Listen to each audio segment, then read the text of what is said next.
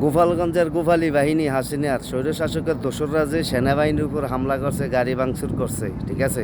এখন আমাদের যে প্রতিবেশী রাষ্ট্র ইন্ডিয়া, তাদের মূলধারার গণমাধ্যম বলেন, সোশ্যাল মিডিয়া বলেন, এটা নিয়ে আবার অপপ্রচার চালায় যে বাংলাদেশের সেনাবাহিনী হিন্দুদের উপর, সংখ্যালঘুর উপর কীভাবে নির্মম নির্যাতন করতে আছে। এই ধরনের প্রচারণা তারা চালাইতে পারে, ঠিক আছে। কারণ এগুলো হইলো মিথ্যা যত তথ্য আছে, এগুলো হলো ইন্ডিয়ান গণমাধ্যমের মধ্যে দেখবেন শতকরা 90টা তাদের মিথ্যা তথ্য দিব।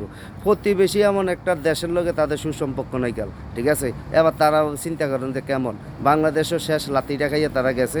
তবে এখন স্বৈরশাসকের যে দোসররা রয়েছে বাংলাদেশে আছে, তারা বাংলাদেশে একটা নৈরাজ্য সৃষ্টি করে বহির্বিশ্বে প্রকাশ করবে যে বাংলাদেশে এই অবস্থা, ঠিক আছে।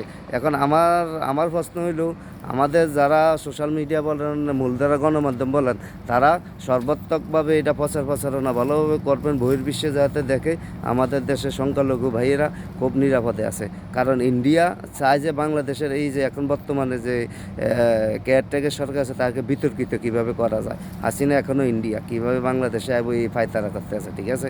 আর মিডিয়াগুলা সতর্ক থাকবেন, একবার সত্য নিউজটা প্রচারণা করবেন।